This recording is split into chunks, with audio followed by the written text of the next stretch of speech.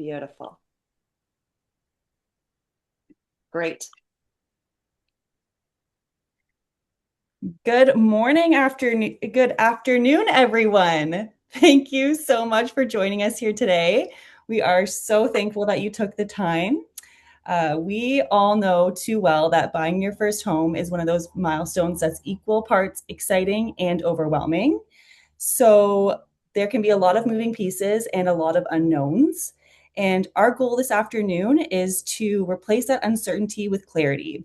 We want to help you feel confident taking your next step, whatever that next step looks like.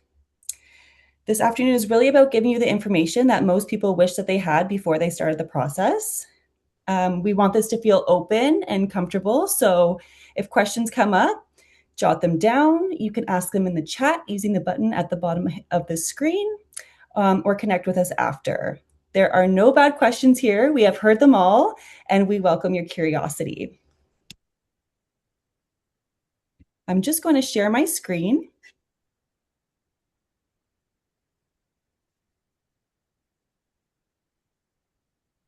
So my slides should be up. And I just want to introduce a little bit about who we are. Before I do that, I have a couple notes. So we have created a handbook based on today's presentation. There's really only so much information that we can provide to you in 1 to 2 hours. So we wanted you to have a takeaway that's just a little bit more information. It's going to encompass everything we talk about today and a little more. So I will drop that in the chat now.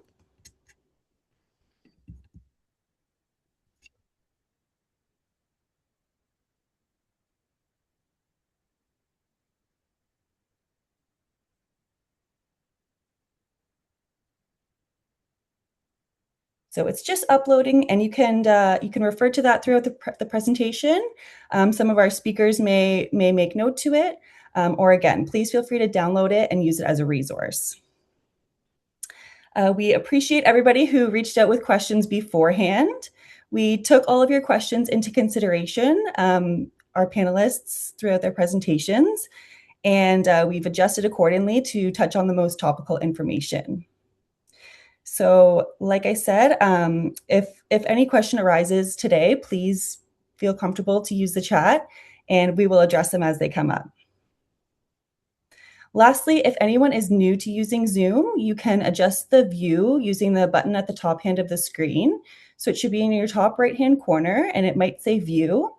You can select that, and then using the menu, select Side by Side, and then that way you can see all of our presenters today.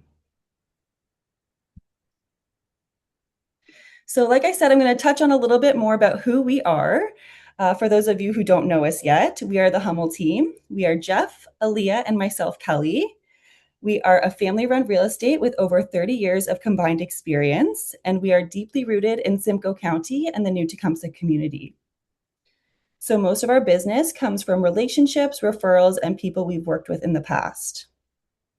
We are client first, and a big part of that is the network we've built around us.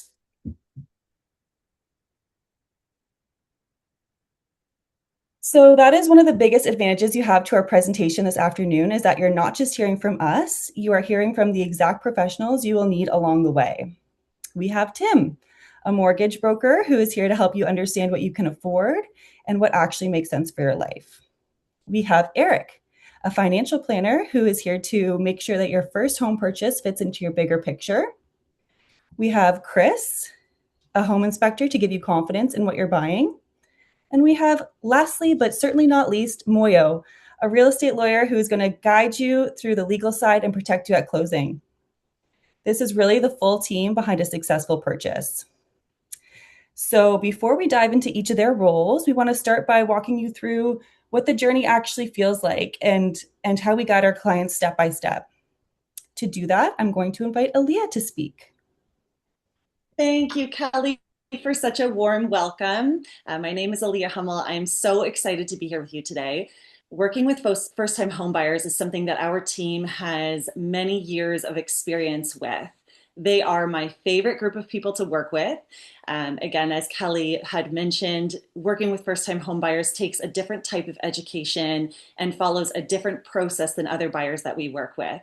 It is a process met with excitement, nerves, butterflies, unease, questions, and many of the feelings in between. So we are here today to not only introduce ourselves and our amazing panelists and experts that we collaborate with quite frequently, but we're here to answer from a very high level your questions that you sent in advance, and thank you so much for that, and cover a little bit about the process of what you can expect working with our team.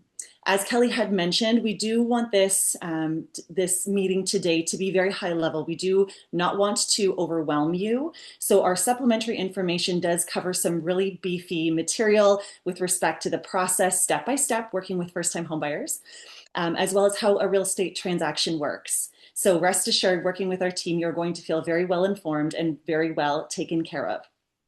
What we have learned from working with first-time homebuyers is it's truly important to put the best team behind you. Together, everyone achieves more. And from working with all of the professionals that we have on the line today, we can truly align your needs and goals with the best possible outcome when you're starting to consider purchasing your first property. So, budgets, wishes, wants, where to start. It's simple. Most buyers think that the search starts online or that the search starts the second that you open the door to those properties. That's not the case. In our first-time homebuyer process, what we've learned is that it's most important first to start with a discovery call. We're going to talk about your wishes, your wants, your lifestyle. Where do you work? Where do you want to be? Your short-term and your long-term goals. We often find at this point in the process, we do end up pivoting a few times from what you think that you wanted to what truly is going to be the best fit for you. We want to understand that time frame, understand that goals, and make sure that we start to align your wishes and wants with what's realistic for your first home. We want to talk a little bit about location and lifestyle. Then our second part of me and one of the more important steps is starting to build out your team. We really want to talk about have you been pre-approved? Are you did you use that online calculator? We'll have some people call us and say, okay, I'm all set. I logged into rbc.com and I understand that I can afford $800,000.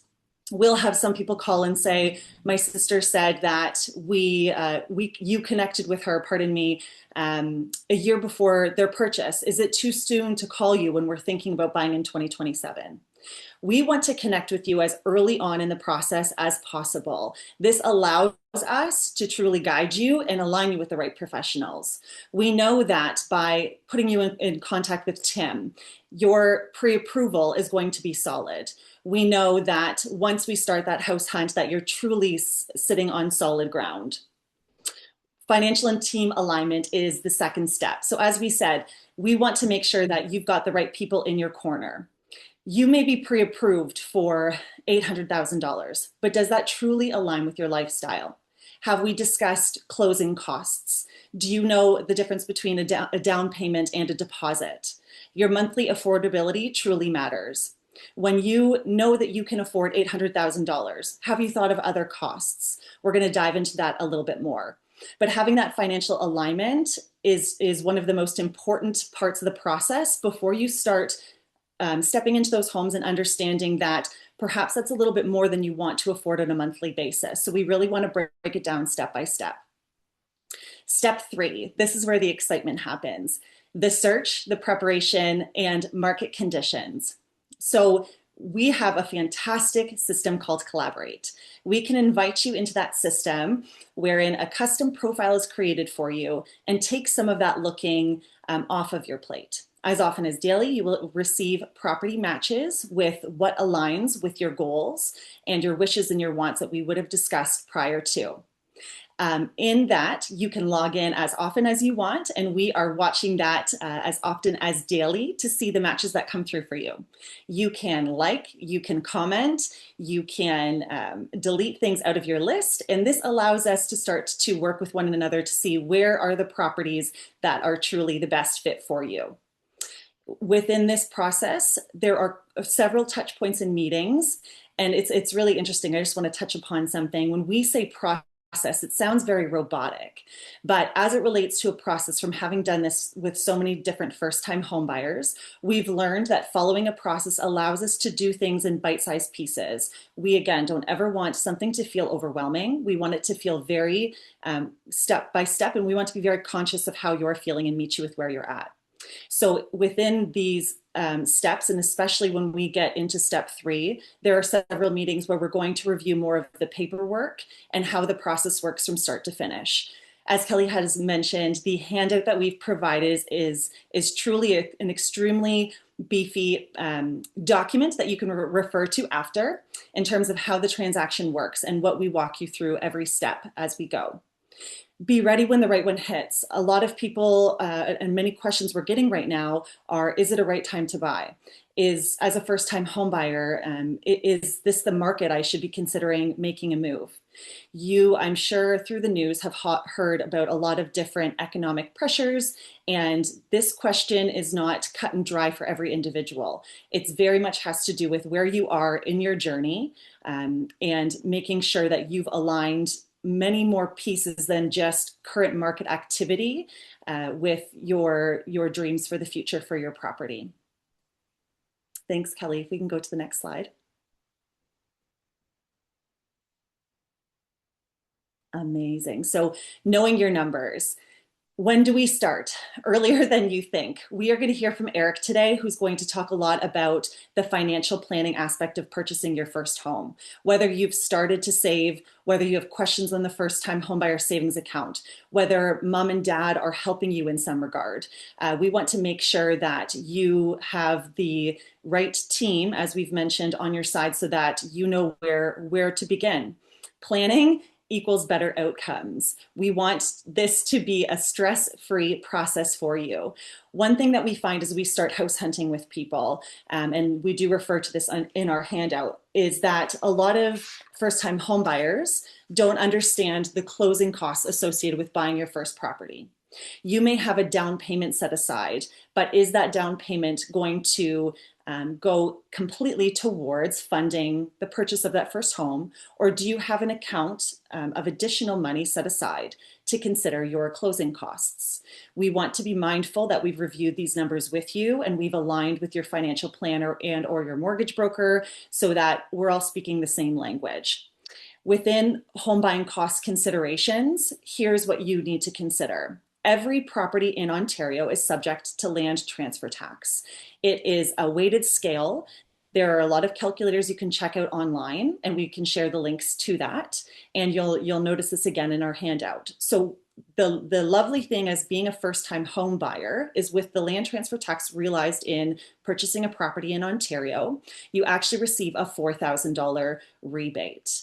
On top of that land transfer tax being the largest closing cost in your purchase, you can consider legal fees, adjustments on closing, and your inspection fee.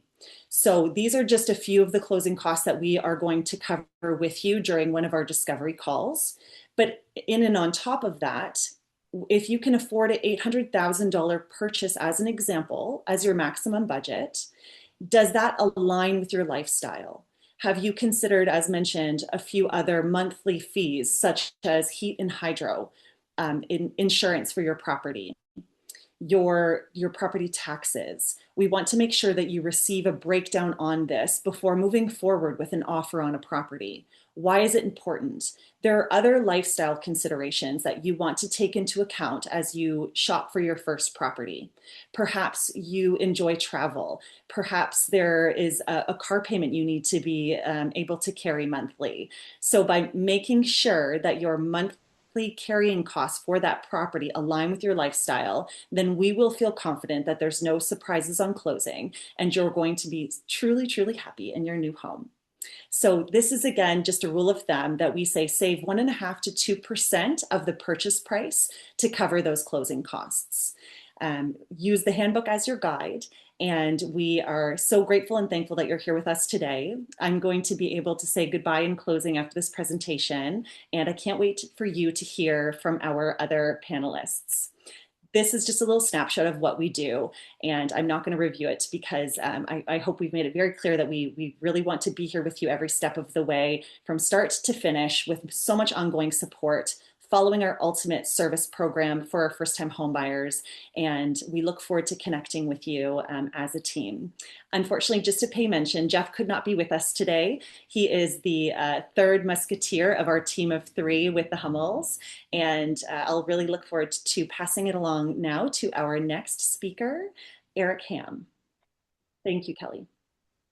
Thank you. And Aaliyah, before we pass it along, I'm just going to wrap up. So like Aaliyah mentioned, we really want to leave you with a clear picture of what it's like to work with us. And as we've said, at the core of everything we do is communication. We keep things clear, straightforward, and easy to understand because this process shouldn't feel overwhelming and it shouldn't feel confusing. We are proactive in how we plan. A lot of the stress that people feel in real estate comes from reacting too late. And that's our job, to make you stay ahead of things so you always feel prepared. We guide you step by step, like Aaliyah said. You'll always know what's happening, what's coming next, and what decisions need to be made. So if you don't already have a team of trusted professionals, we will connect you with those professionals and help you through the intricacies of the buying process. It doesn't stop once you buy. We are here for ongoing support, whether that's after you move in, thinking about taking your next step, or just needing a trusted contact. So with that, I would like to introduce you to Tim, our mortgage broker. Thanks, Kelly. It's great to be here. I'm looking forward to this presentation. A little bit about myself before I get started. I've been a mortgage broker for going on 20 years now. This kind of shocked me when I found out I'm almost at 1,000 mortgages under my belt for my career, which is pretty crazy. On a personal note, I'm a husband and a father of 4 kids, and I've also got 3 dogs, so that explains the lack of hair. What I do as a mortgage broker is act as an intermediary between borrowers and lenders. Instead of going to just one bank, I have access to a wide variety of lenders, and my job is to find the best fit for your situation. Not just the best rate or the best product, but the best product that fits your strategy and your goals. And a big part of my role is also helping clients understand their options and make confident decisions, especially for first-time buyers when there's a lot coming at you all at once. And actually, we're going to keep this short. So we can skip right past the agenda and go to the next slide there, Kelly. Perfect. We'll start with Mortgages 101. What is a mortgage?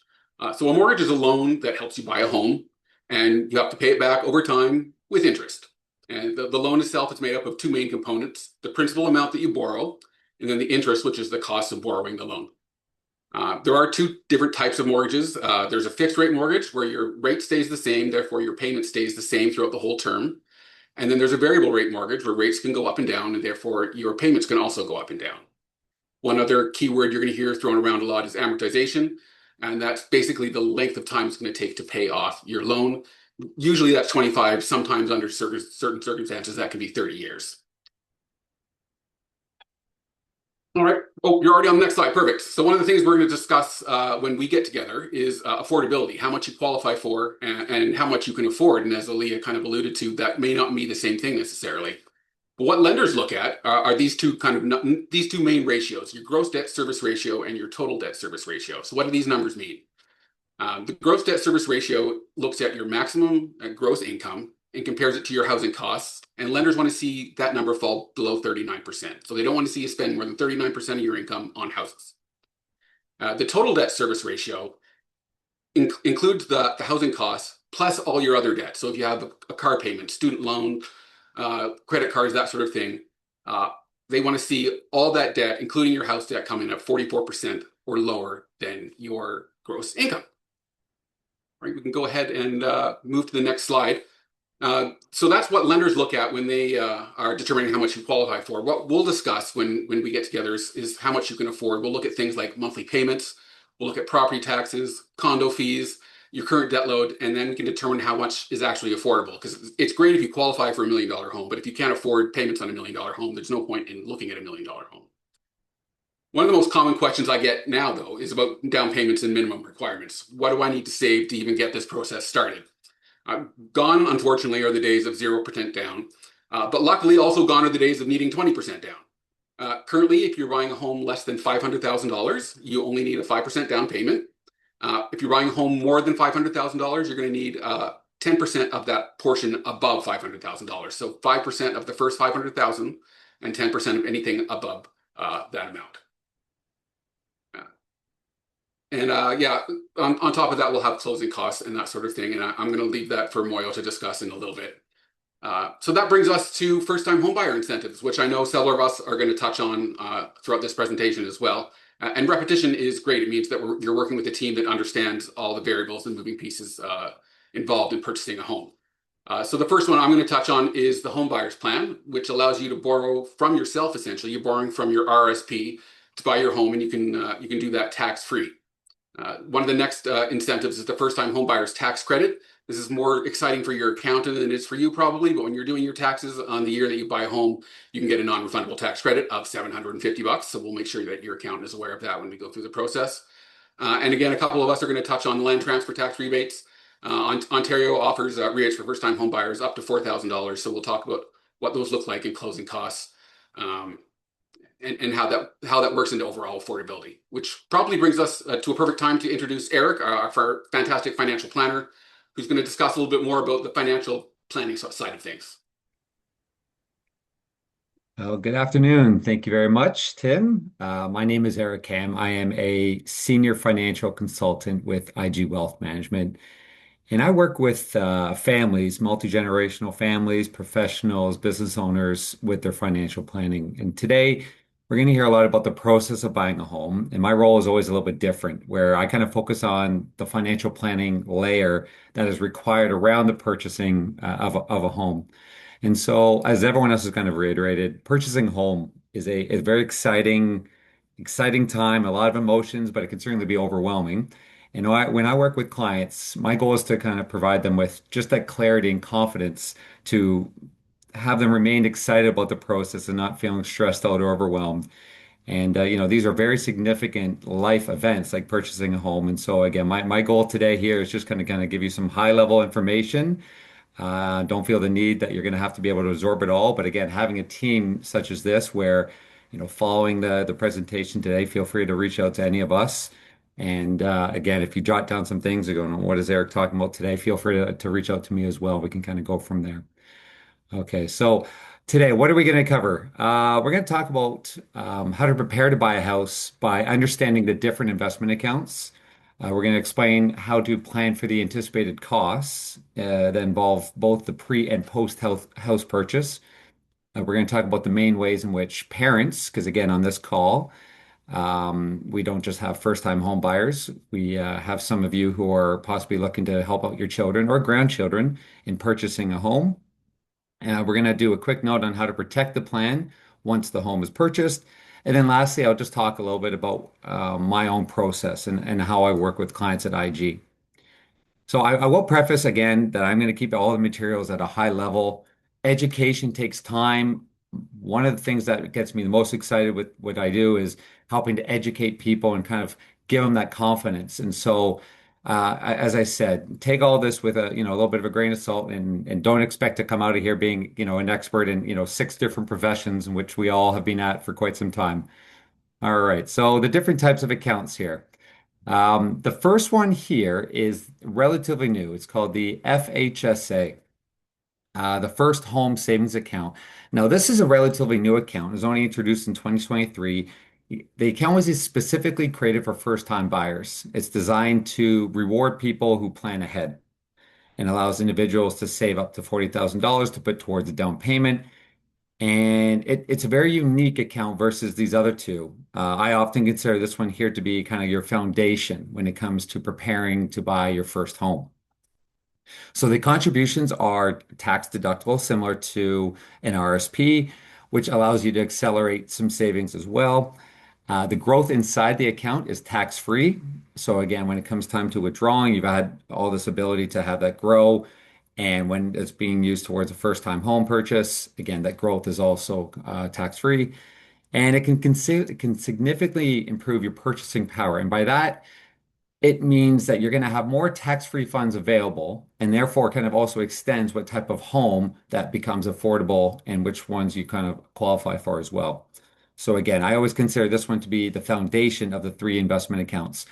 And before I jump to the next account, what I want first-time home buyers to always consider is that we use these accounts together and not in isolation because essentially, if we can plan accordingly, we understand that we can utilize all these different accounts and really help the most efficient way possible. Now, this comes to savings, to tax strategies, things like that. So again, if you have one of these, that's great, but I'm going to kind of really emphasize that we need to have all three of these within a plan moving forward.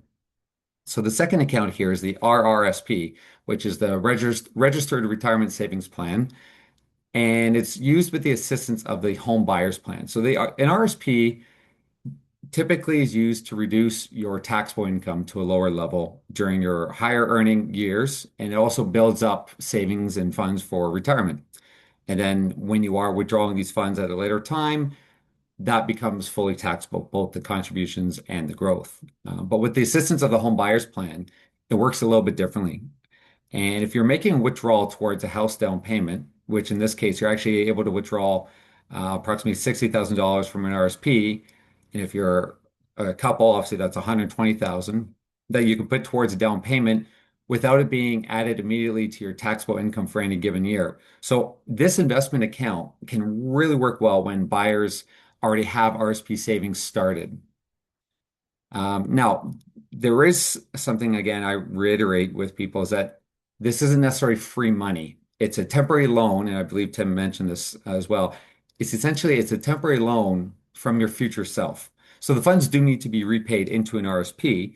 And when I work with clients, I add this element into the financial plan because if you don't have a repayment plan in place, or if it's not realistic, using this strategy can actually slow future progress towards future retirements or other objectives that you may have for this account. So again, the RSP, when it's coordinated properly along with the FHSA, it can be a very, very effective tool in preparing to buy a home.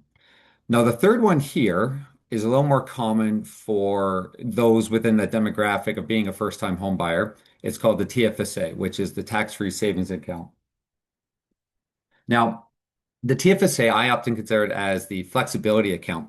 It can be used in part for the down payments, closing costs, legal costs, or simply as kind of a buffer, so you're not stretched too thin after your purchase of the home. And so again, it's very flexible, used for emergencies. Now the withdrawals are tax-free, similar to what we discussed with the FHSA, but they're not tax deductible. So when you're making contributions, and again, whether you're setting something up on a regular basis or making lump sum contributions, just note it's not going to reduce your taxable income for any year. But again, it grows tax free as well, and it's great for some of these short-term goals or with variable time frames as well. So even after you purchase the home, you take out the withdrawals that are necessary. It doesn't trigger anything else. And you also regain your contribution room after the withdrawals. So as a planner, my next takeaway is always, okay, we can use these funds to prepare for the down payment or any of the other costs associated. But it's such a powerful long-term tool that there needs to be, here's my favorite word, a plan in place to rebuild that and capitalize on the future tax-free growth of the account. So if you take anything away from what I'm saying today, a plan is absolutely a must pre, during, and post purchasing a home. So, conclusion, we've talked about all three of these. FHSA is the foundation. RSP is kind of your planning lever where you're using the leverage of existing savings to boost your own down payment, and the TFSA kind of provides that flexibility and safety. So, home ownership, it's not just the down payment. I always I like that because, you know, a lot of times the biggest challenge I have is that it's not necessarily qualifying for that mortgage. It's the transition after they move in, right? The down payment gets all the attention, but there's so many other costs, closing costs, legal fees, and then there's the ongoing costs, the utilities, and Leah mentioned this as well, utilities, there's insurance, there's maintenance, repairs, property taxes. And again, not all doom and gloom, but you just have to be aware of this. And so the reality is cash flow can suddenly feel very different after you purchase that house and you move in the house, and it's a great feeling. But there are a lot of other things that are ongoing with a purchase of a home. So a good plan doesn't eliminate these costs, but it anticipates them. and then we can plan them accordingly. So also, in addition to having a plan, being able to coordinate, and I should preface this off at the top, having a team of professionals such as this is such a key value that's being presented to you and also to myself, where my role is to be aware of all these changing factors. And so when I'm making sure all my clients have a plan, that these costs are absorbed without undoing the bigger financial plan. So again, it's very fortunate. I'm very excited and very privileged to be able to work with all these different professionals that are all very interconnected. And for me, I complete a holistic plan and including all those elements with all my clients. So shifting to the next slide. I always like this title. So helping your children without compromising your own retirement. So the it's becoming more frequent where parents are looking to assist their children. And again, there's many other outside factors I'm going to avoid talking about today.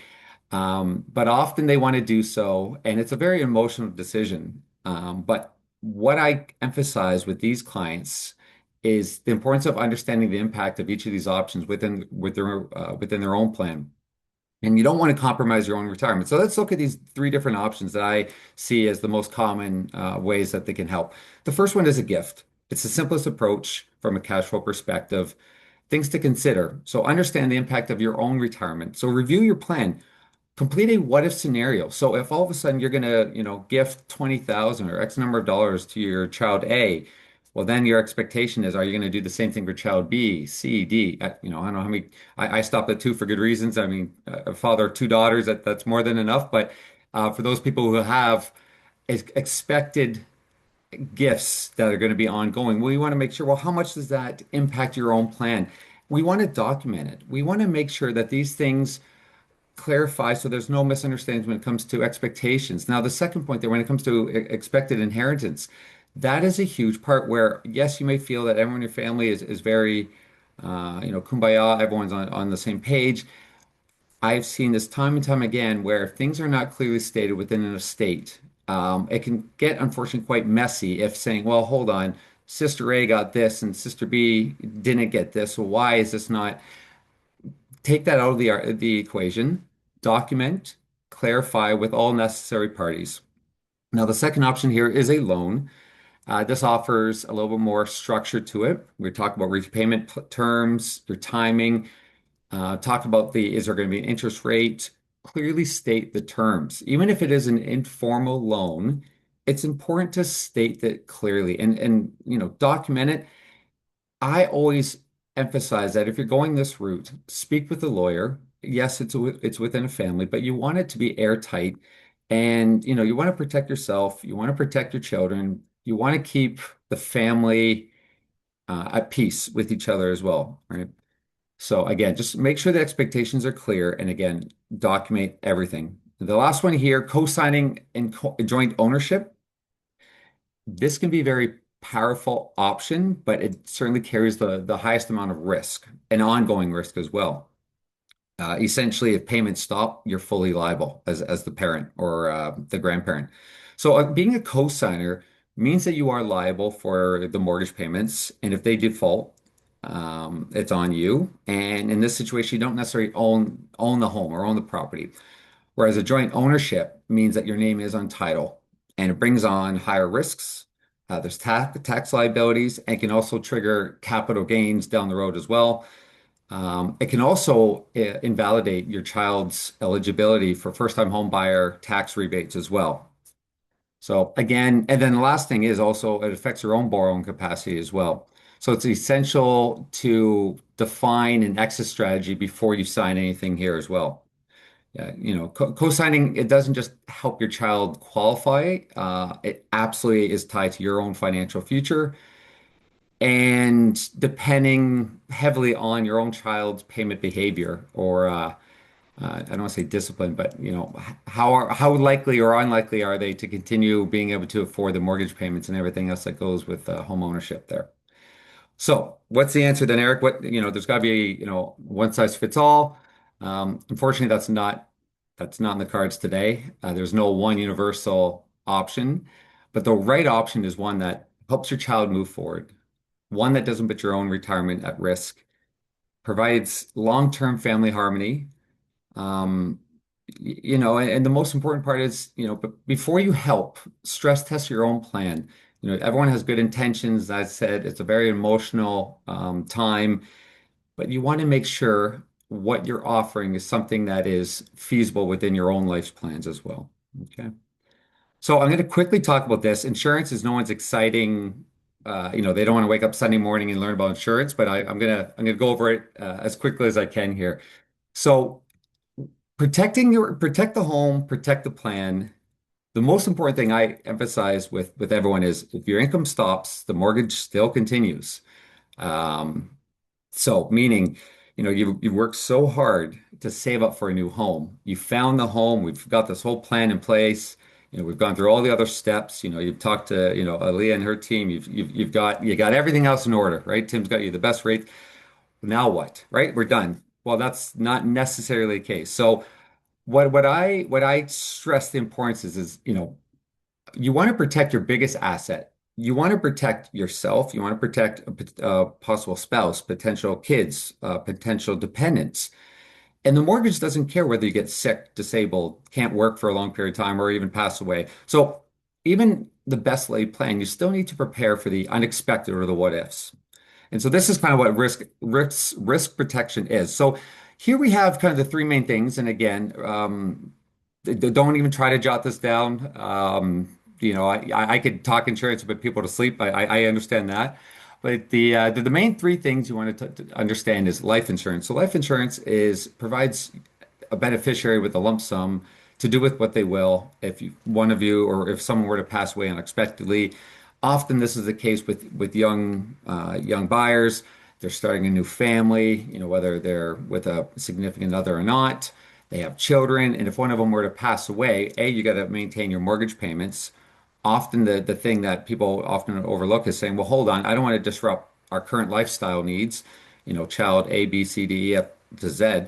You want to make sure that they are still taken care of as well. So having life insurance in place is more than just what's covering the mortgage needs. It's kind of overlooking everything that may come up after the fact that you want to protect. The second option here is disability insurance, and this provides you with regular income over an extended period of time if you become unable to work. And that could be for an abundance of reasons, but it essentially gives you that safety net on a monthly basis that, again, you can put towards a mortgage, you can put towards, other expenses, whatnot. And then once you're able to return to work, then you go back and earn your regular income and those payments cease to exist. The third option here is called critical illness insurance. Critical illness is actually something that's becoming more prominent, where it provides the recipient a lump sum benefit if you are diagnosed with one of the qualifying illnesses. Again, it gives you a significant lump sum depending on your policy, and you could put that towards anything. It could be being put towards, mortgage payments, your other expenses, lifestyle, groceries, whatever the case is. So what I like to do is introduce my clients to these options and then say, okay, well, what's the right answer? Again, just tell me what I need, Eric. I don't want to, I'm not here for a life lesson on insurance. What I do is I complete a very much a holistic approach to insurance needs. So prior to going to purchase a home, where you'll often go with the lender and they're going to ask you to get what's called mortgage insurance, which is coverage to make sure that, hey, they're still going to get payments if something were to happen. So before you get to that point, I would suggest talking with an advisor. And what I do is I complete a needs analysis. And we talk about many different factors besides just coverage specific to the mortgage. We'll talk about, again, depending on the age, are there children already? Are there plans of children? What's your income like? Is there, if spouse A passes away, is it equivalent when it comes to earning, or does one need to have a lot more insurance than the other? So I work with a very holistic approach, and this is an ongoing process. So luckily, most people who are first-time home buyers, they're at a younger age, and therefore their premiums for any of these policies are far less. So it's an important step just to be proactive and saying, you know what? I'm in good health. I'm going to get myself some insurance right now. And then when it comes time to purchasing a home, you already have that in play. It's one less stressor to worry about at the time of purchasing a home here. So again, I stress the word planning, talk to your advisor, making sure you understand the options. And it's not a matter of being overinsured. It's just making sure that your plan can stay intact if something life, if you're throwing a curveball or something, right? You just really want to make sure that your best laid plan is protected. All right. So planning with IG. So I get excited when I talk about what I can do personally because I love to see some of the software and the materials I have. And what I do is I work with clients with all these what if scenarios. And we talk about, well, all right, these accounts are great. We have this insurance needs. Well, what do I do? We look at everything. I put all their cash flow, and I don't use the word budget. I despise that word. But what I do is I work with clients, and they all have access to an online portal such as this. And we talk about what if we save X number of dollars into this, this, and this. We look at it. Well, what time period are we looking at? Do we have any other debts? And the main thing is we look at all these different scenarios. And I speak with professionals like everyone here on this panel and say, hey, what are the markets like? What are we looking at for house prices? What are we looking at for interest rates? What are lenders? So I look at all these different things, and so I adjust my plan accordingly and say, yes, great, you're going to go get a pre-approval for 700,000. Well, let's see about all these other costs, pre and post. And so I get excited presenting this. Clients have it, they have full access, they get to see, hey, what's my progress bar? And it gives them more confidence. As I said right off the bat, having confidence takes the stress out of this process. And when you get to meeting with, Aaliyah and Jeff and Kelly, it just makes life so much easier. So that's the high level everything that we kind of need to talk about. So just as a quick conclusion, it's never too late to start. Don't feel like you need to know everything right away. Reach out. Even if you're not at the position you're ready to purchase tomorrow, or you go to Realtor and you see a lovely house for sale, just get the process started. Reach out to all of us. It's a big milestone and it doesn't have to be scary. But again, have a plan. Get things coordinated. And it's going to make the process so much easier. And again, I know I'm reiterating the same point over and over again, but having a plan helps everything in this process. So with that being said, I'm going to pass it on now to Chris to take you through the next stage here. Good afternoon, everybody. I enjoy these presentations because it's a good refresher on where the market was at with everything, with everyone's industries. Everything's always changing. It's always good to do these and touch base with everybody. And it's great to touch base with the professionals at the same time. It's very rare because we kind of different reactions. But a little bit of background on me. I've been a commercial contractor for 24 years. I've been an inspector for over 15 years. I also carry the building code inspector designation. So I am a building code inspector. It's not a hat I wear very often when it comes to home inspections because it's a very different hat, and we'll get into that a little bit later.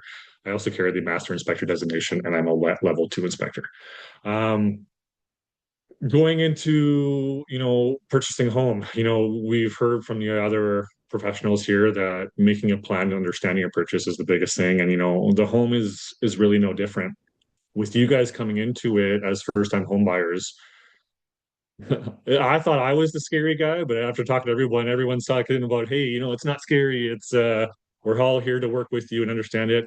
And I thought I was a scary guy because I essentially people think I come in once you find that beautiful home, once you go through all these processes, I give you a report that's horrifying and tell you how the house is falling apart. Everything's perspective, everything's making a plan, everything is understanding what it is and kind of where you're coming into the purchase for the property you're looking for, right? And when I go into that, I mean, do you have family members that have construction background? Or are you looking for a flip house? Or are you buying brand new? What's your realistic perspective for the home you're buying?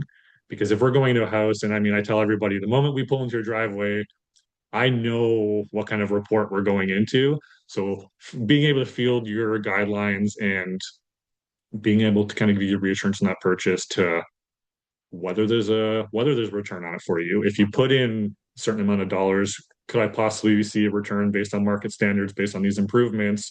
Do I have value in this purchase, or do I want to turnkey it? Or if I'm buying brand new, are they going to be perfect houses? Which is always no, right? So it's always just an understanding.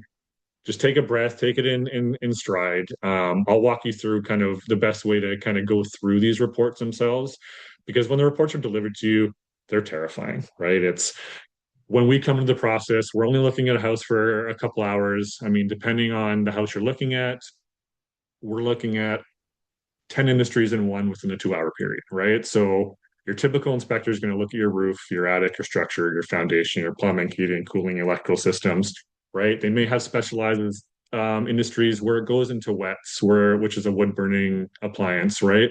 Whether we go into swimming pools or septic systems or well systems, it's important to understand that there's a lot of information being thrown at you in this report. I mean, for us, a typical report is 60 to 80 pages. We're going to itemize deficiencies. We're going to report defects based on certain standards in certain industries, right? For example, if you're buying a brand new house, we're probably going to do a Tarion inspection for you, right? If you're buying brand new, that may be a PDI, which is a pre-delivery inspection, which for PDIs, we're looking at cosmetic defects, operational defects. The main goal of that inspection is to minimize any risk of when you take possession of that property, the builder doesn't say you caused damage, right? So there's different elements to it.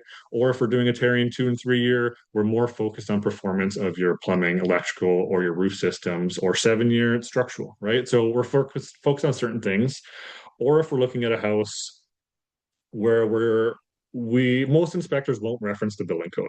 However, the building code still plays an impact on your inspection itself to what's an abnormal performance, what is outside of variations, whether there's been a code update, right? So, for example, for one of your plumbing systems, one common defect for us would be if you have a drain that's shaped like an S, right?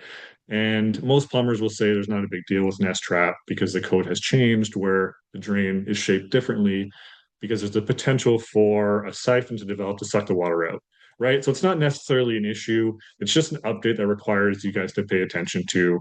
And if you notice something change outside of the norms, hey, we should update the system, right? But when it comes to inspection, we also see properties that are neglected, where they haven't seen people maintain them, where we have catastrophic structural issues, where there's always that risk, but it's always perspective, and every property is its own beast, so to speak, right? The hardest thing is really keeping in perspective and relative to what the deficiencies are, what they're manageable, how we can improve them, how we can pay attention to them, and what we can do to maintain those systems, right? One common deficiency, for example, is cracking the foundation, right? Everyone kind of loses their mind with cracking on foundations. However, there's acceptable standards and unacceptable, right? For a poured concrete foundation, or a masonry structure, they always crack as part of the settlement process, but there's abnormal cracks to how they form, what they pass through. If there's any movement in that structural wall to what's really an issue, maybe it's just a maintenance issue. Maybe it's just something that you need to pay attention to, reseal every year, recaulk your windows. It's just understanding your property and making a plan to move forward. That's all it really is, right? For us, when the reports are delivered, we've kind of founded or trademark a system where it comes to managing those reports, because you're going to have a lot of different inspectors, a lot of different types of inspection reports. Understanding those reports and putting into perspective, we keep saying the same thing, is the most important thing, right? For home buyers, just try and keep it simple. Don't try and overkill what you're looking at. Let the professionals kind of work with you to kind of put it in perspective for you. Your biggest concerns as homeowners are always going to be safety issues. What's going to impact you safety wise for your children or for the current occupants, whether we have venting issues or carbon monoxide issues or just missing smoke detectors. Those are kind of the biggest things, right? Or if we have catastrophic structural failure where we have a significant cost that to correct something, that would be identified under the safety and major issues, right? But we're looking at safety and water. Everything else is manageable, right? We want to look at where water coming from. Is it a roof leak? Is it a plumbing line? Is it a drainage line? Is it a simple fix that just because there's water, people are really blowing out of proportion? It's always perspective, right? Or fungal growth in an attic, right? Fungal growth or mold growth in an attic, we see in 95% of homes. Most sellers aren't aware of stuff like that. So it's really just having the conversation moving forward and being able to facilitate a path, right? Just making a path to move forward, right? Everything else can kind of be lumped into lifespans, whether it be furnace ages, water heaters, code updates, whether the gas lines are just outdated, whether they're missing certain systems that are required nowadays, but just be aware of it, right? For an example, most new furnaces nowadays, or all new furnaces, should be installed with PVC venting, right? But most older systems is ABS venting. The code has updated because most ABS doesn't have the heat tolerance of a PVC line, right? But you're not required to replace that until you update your furnace. But it's just something you should be aware of because you will have an extra cost moving forward. So it's little things like that, right? The inspection, like I said in the beginning, we're looking at 10 industries in one. Typically, we're only in a house for 2 to 3 hours. We're looking at the overview of system performance. The main goal of your inspection is performance, right? We're looking at how things are acting, how things are discharging, what issues are occurring that aren't the way they're meant to be, whether it's the way it was built, whether it's construction practices, whether it's just people just not paying attention to things, people not cleaning things, not maintaining things. There's always efficiencies. You're never going to have perfection in a house. It's impossible, right? Because even if you're able to achieve a list of items that we find, by the time you complete that 5 years down the road, I can guarantee something else needs updating, needs replacement, needs resealing. It's just the way systems are, or it's just composition of those composition of those systems that do require additional maintenance, right? So it's always being aware where the conflicts are, where the code changes come from, because there's a lot of conflict even in the systems we're looking at, right? So one example would be the building code. Typically, drywall is considered a fire barrier depending on where it's installed. But when it comes to wet guidelines, which is your wood burning appliances, drywall is considered a combustible surface, right? So there's a lot of conflicts in the systems themselves, and it's just understanding where that comes from and just understanding the properties as they stand, right? The main goal of the inspection is to it's very similar to buying a used car and take it in for your safety, right? They're going to go through all your systems, say, hey, this needs to be replaced. This isn't performing properly.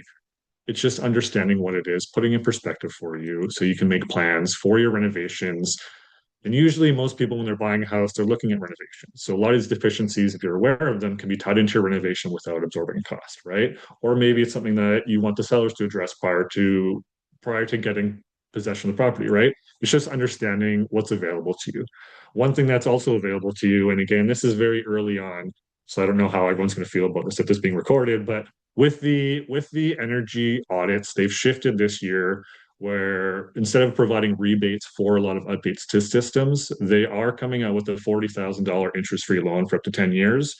But that's just the preliminary talking on it, right? So I don't know where they're at for that yet, but it's information for people that if you're in the lower end of the price market, there's always going to be deficiencies with house. So there's resources available to you to still allow you to get into the home you want, right? Obviously, loans aren't always the way to do it, but if it suits your buying purpose, there's lots of things available to you to kind of make it work, right? The inspection, when you get the report itself, it's going to itemize all the deficiencies. A lot of people view it as a roadmap or a guide for what to pay attention to, how to maintain your systems, just the age of your systems, whether they're information for your insurance company on the composition of your systems. A lot of that is more of a guide and a plan for you moving forward. It's just information on the process. And we work with the Hummel team quite regularly. We're here as a resource at all steps. Whether you guys use us or not, it doesn't matter. We're genuinely here to kind of assist you. And that's kind of the same rhetoric that's coming from this panel here. There's a lot of good guys out there. There's a lot of people that don't have your best interest in mind. So just make sure you do your due diligence. If you guys need help with something, you don't need an inspection on every house because you may have the experience, you may have the trade background to identify a lot of your deficiencies. But if you come across something that doesn't look right, that will show clear signs of failure, and you'll know it when you see it. It's not as crazy as you think it would be. Send me pictures, send me video, reach out to the Hummel team. It doesn't cost you anything. We only bill when we come out to a job site. But if we can save the process, if we can give you your answers, if we can give you your reassurance, we're always here to help, right? We're here just to make a plan. All right. The next speaker is Moyo. I'd like to introduce him. Obviously, when I talk about an inspection report, wording matters for everything. When it comes to lawyers, wording is the most important thing. And having a good lawyer who puts those certain lines in there that make the world of difference. And I've seen it day in and day out, just because I spend a lot of time with the legal side of things when it comes to real estate as well. Moyo is your guy, and I'm happy to introduce him. I appreciate that. Wow, incredible. Thank you, Chris, for that very warm intro. I feel like you've pretty much done the job for me. You can call it a day. Have a good day, everyone. No, of course, I'm just kidding. As Chris mentioned, my name is Moyle. I am a real estate lawyer. I am senior associate at Chin and Orr Lawyers. And, first of all, I'm really privileged and honored to be a part of this panel. And I'm happy to be here to share a little bit of insight as to how I can assist and guide you with regards to purchasing your first home. A little bit about myself. Like I mentioned earlier, I am a lawyer, of course. I got called to the bar in 2007, and I've been practically, working on real estate ever since. It's something that I thoroughly enjoy. I specifically like working with first-time home buyers, specifically because of the fact that they're very curious. They're very bright-eyed. They always have a lot of questions, and they keep me on my toes as far as having the correct answers and guiding them with respect to the legalities of owning and purchasing their first home. A little bit of the personal note: I am a husband to my lovely wife, and I am a father to two boys who I am 1,000% certain are not taking a nap right now and are probably giving my poor wife a headache. So I just want to say thank you for allowing me to be here while you hold down the fort at home. I did promise I'll make her a few steaks later on today, so hopefully I can attend to my adhere to my promises. Now, why am I here? I mean, we've had amazing panelists speak thus far. We have Aaliyah and the Hummel team basically talking about the importance of having proper guidance from a real estate standpoint as the agents. Tim, of course, has talked about how he can assist you with securing financing for your first home. Eric, planning. Eric, if I know you got tired of saying that word, I'll say it for you. Plan. Having a financial planner is very key. And of course, Chris, thank you so much for that well thought out and well thorough presentation about the importance of having your home inspection. So how do I play into this? I'm here to basically give you a legal perspective as to the dimensions of what it entails to purchase a home. Basically, I'm here to give you little tidbits as to what you should know from a legal perspective, of course, and what it entails essentially to buy a home and how I guide and assist you as a result. We can go on to the next slide. Now, one thing I do not like hearing, and I think it was mentioned earlier by Eric, especially when he said there is no right answer. Just as he said, there is no cookie cutter approach to a real estate transaction. I cannot emphasize that enough. I had a pal of mine the other day, we were out just, having a hangout, and he said, why do I even need a lawyer? Why can't I just go to my neighbor and just tell them I want to buy this house and sign some papers and call it a day? That's something that I do not like hearing. There is no one size fits all approach to real estate transaction. Do not believe the hype. Do not believe the myth. And most importantly, do not believe AI. AI is an important tool, but it does not always have all of your answers. So I can't emphasize that enough. So one area and dimension as to kind of elaborate why a cookie cutter approach is not the right approach to buying your first home, to go to the next slide, is there are different types of properties. As you can see here, there are condominium transactions, there are new build freeholds, there are leased lands, and there are resale residential purchases, which are, your standard transactions for the most part. Each type of property requires a specific, unique, pardon me, Eric, plan from a legal perspective anyway, to ensure that your best interests when purchasing your home are fully secured. I'll give you an example. I had a client who purchased a new built townhome. When we were going over the documents, she had mentioned to me, she said, hey, listen, I'm so excited to move into this home. I can't wait. And then I realized that what she had purchased was, although it was a townhome, but it was a POTL, P-O-T-L, parcel of tied land.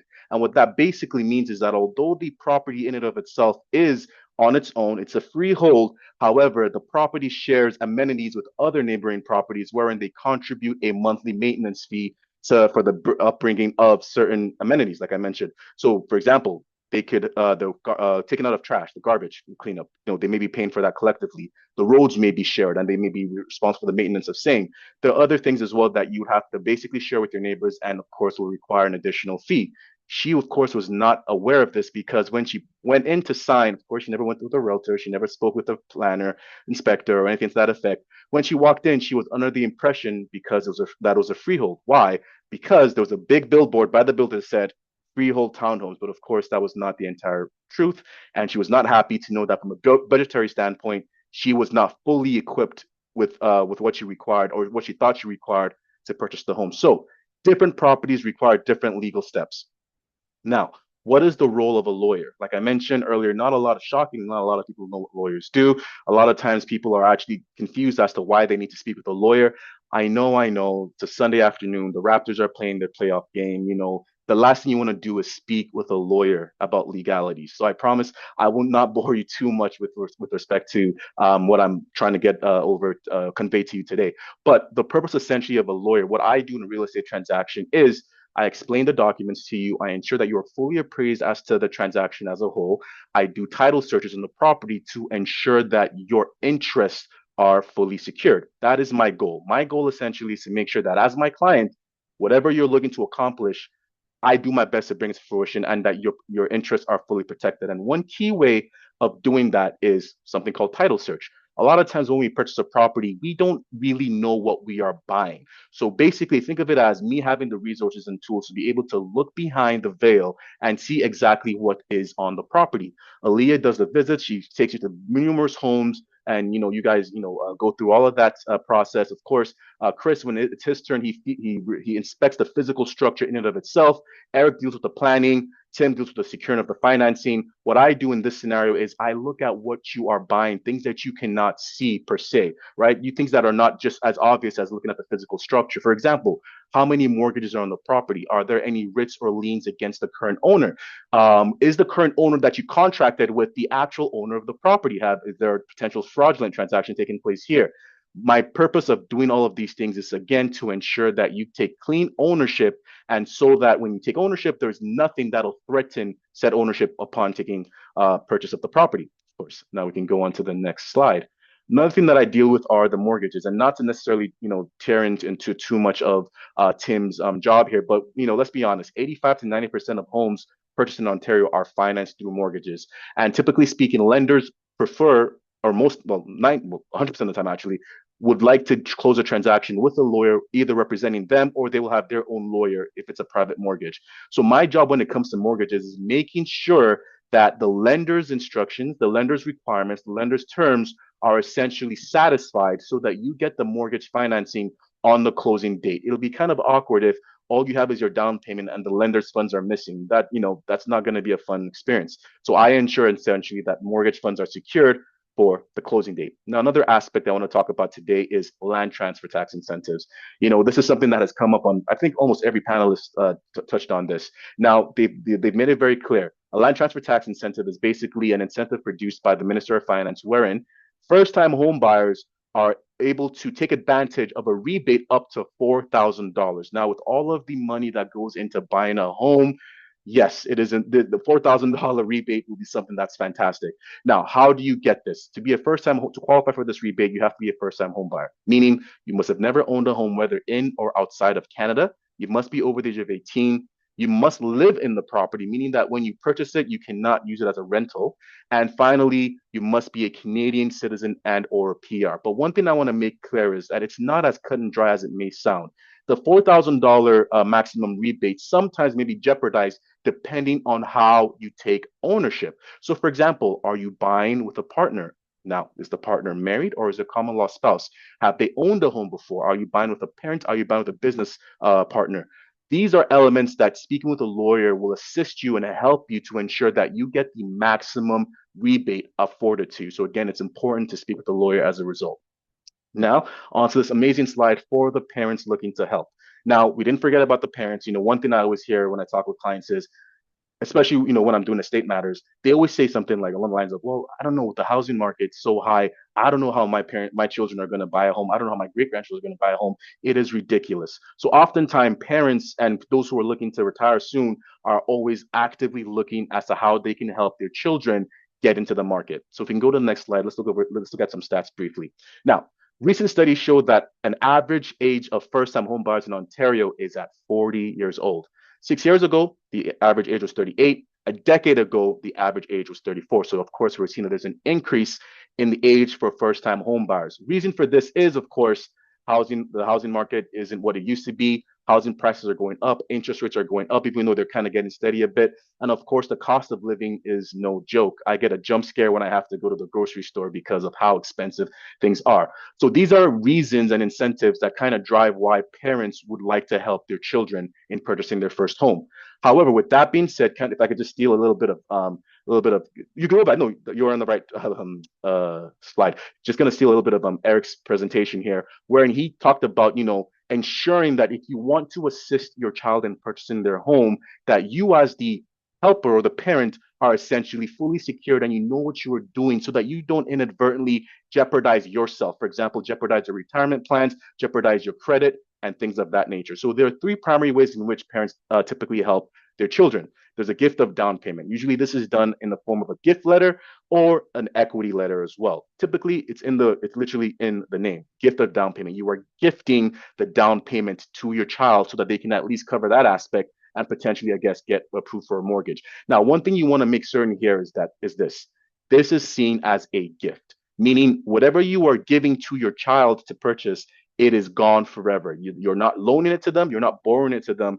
It is basically relinquished for forever, essentially. So if this is what you certainly want to do and you've discussed with the lawyer, then by all means do so. But one thing I would also say is, if you were to meet with me, what I would, kind of advise is, do you have other children, for example? Have you promised them other inheritance within your will? Perhaps it may be wise to revise your will and include a clause in there wherein it stipulates that I have given a gift to this child as an advanced inheritance. So wherein when I pass away and the rest is being divided amongst my children, make sure you factor this gift in there so that basically this child is not double dipping, for lack of a better term. All right. Funding the purchase. Of course, this is a fantastic, noble thing to do. My child cannot afford it. I have the funds. I've saved a lot. I want to give the funds in order for them to purchase it. Again, absolutely nothing wrong with that. But one thing I want to make clear is that when you do this, you want to still try to secure yourself as possible. Now, let me give a scenario. Let's say that you are looking to purchase a property for your child and you give them the money to do so.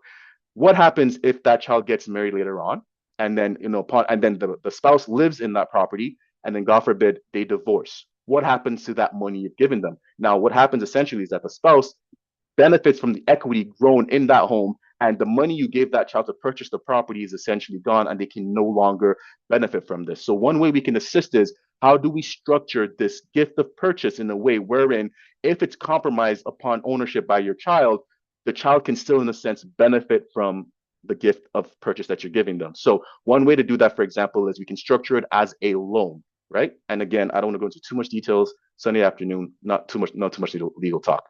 And the final thing is assisting with mortgage approval. I see this often, far too often, and it's not a bad thing. Again, it's a noble thing that if every parent has the opportunity to do it, they should. But we see this in terms of, you can either guarantee the mortgage or you go on title as a lesser interest holder in the property.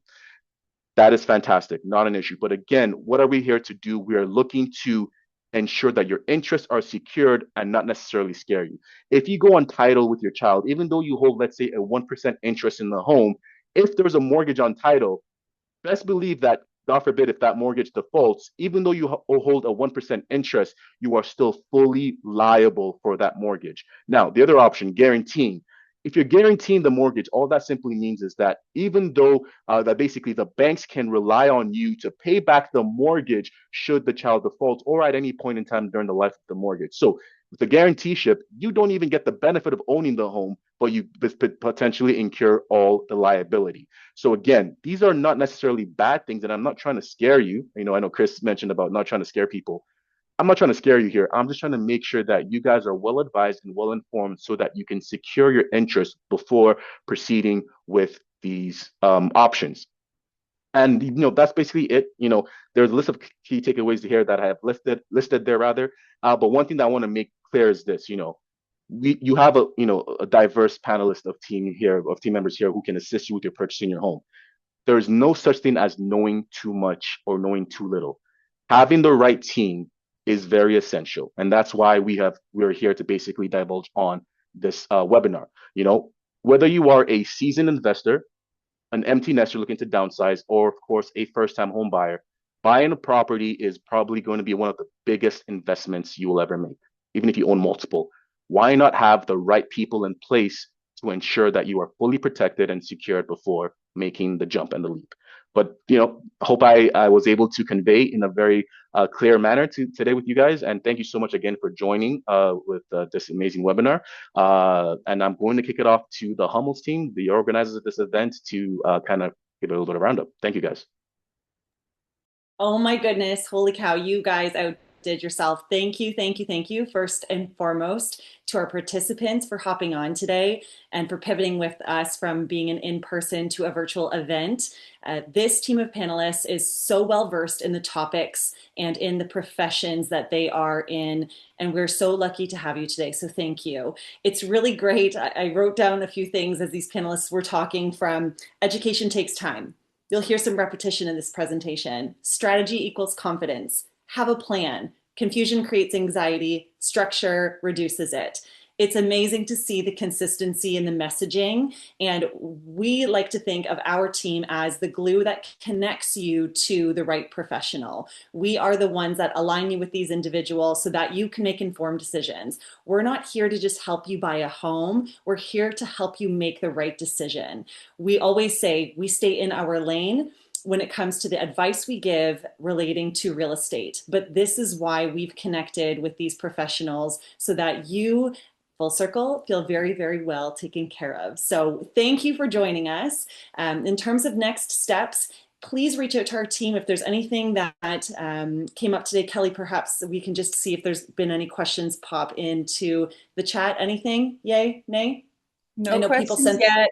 There's still a couple minutes if anyone wants to pop some in, but not right now. Absolutely. By all means, we are an open book, so please feel free to do that. Again, I hope we addressed, for those of you that reached out in advance, I hope we addressed answers to your questions as we went through this webinar. But we want to thank you again for being here today. We will reach out to you with a post-webinar link questionnaire. Kel, I have that right? Right on. So we'd love your feedback. We welcome that. And we look forward to assisting you in purchasing your first property. Thank you for your time on this Sunday. Go Jays, go.